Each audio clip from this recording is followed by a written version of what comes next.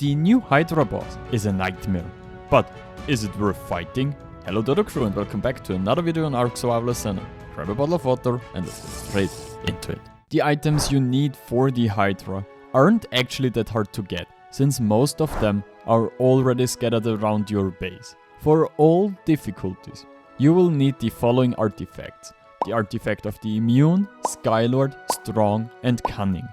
This means you first have to defeat the new Minotaur boss, as it is currently the only way to obtain the artifact of the Strong on this map. Apart from the required artifacts, you don't need any extra tributes to take on the Hydra at Gamma difficulty. Just grab your team, bring your best mount and prepare for a wild ride. On Beta, things start to get a little trickier. You'll need the artifact plus some tributes to summon the beast. You need 5 Bacillo Blubber, a Giga Heart, 5 Rex Arms, 5 Allo Brains, 5 Tuso Tentacles and 5 UT Lungs. At Alpha difficulty, the Hydra demands more, and it won't be satisfied with just a few tributes. You can bring up to 20 creatures in total. Right now, the best picks are Osidons of Fairies, since they can both deal and take enough damage to actually take down the Hydra. For a solid and recommended run, bring 1 Pyromane as a shoulder pad. It gives some extra damage reduction for your player and helps you to survive the arena's heat. Take 18 Osidon, Fairies or Dinotheriums with you. Honestly, pick whichever you have saddles for. All of them work pretty fine. And 1 UT for additional buffs and utility. In my run, I went for Fairies because my saddles were pretty mid, but you can also compensate bad saddles with cakes if needed.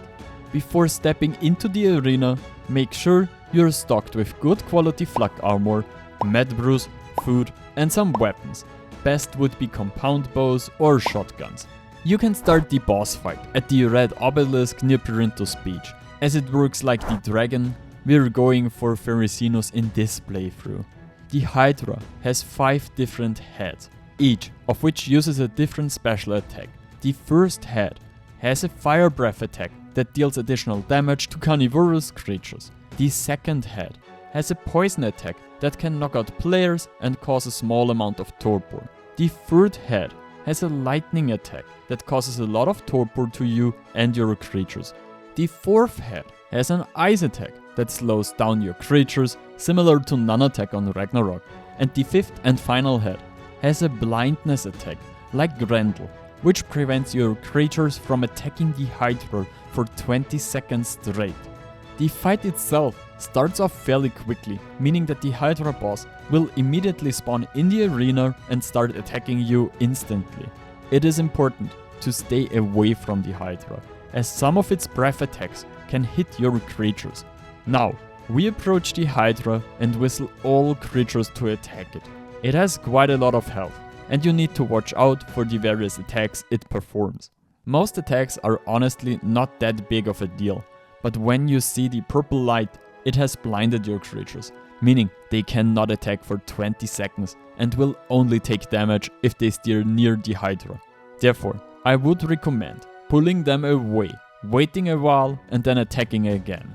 But don't wait for too long, because the Hydra regenerates very quickly, meaning that it will heal most of the damage you have done to it within minutes if you don't attack it after the blindness wears off.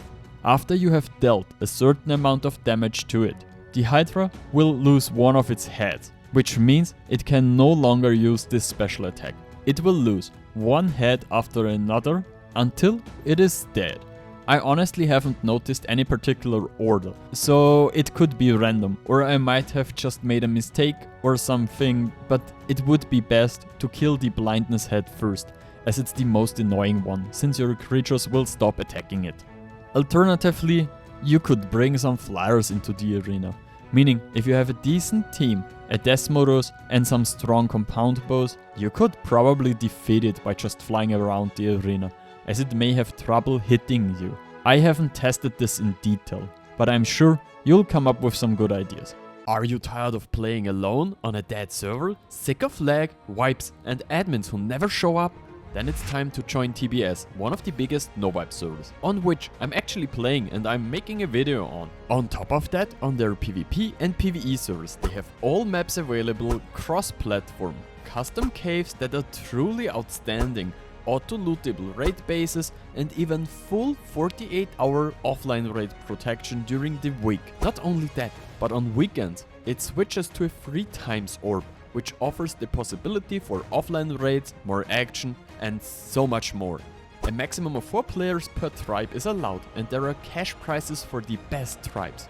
Your starter kits and a bunch of other things are designed to help new players get started on these servers. And if you don't feel like defending your base at 3 AM in the morning, there are a bunch of other things that make it possible for players with jobs or normal lives to play. On top of that, if PvP isn't your thing, why not join one of their PvE servers? Stop wasting time on empty servers. Come and play with a real community on TBS. Links are in the description. I'll see you on the cluster. After a super long fight, you get a couple of new engrams and can pick up a ton of element from the beacon in the arena. Overall, you can say that the loot table of the Hydra is pretty much the same as the dragon on the island, which makes it a little bit easier to get certain engrams. And on top of a ton of element and tech engrams, you get a couple of skins per difficulty.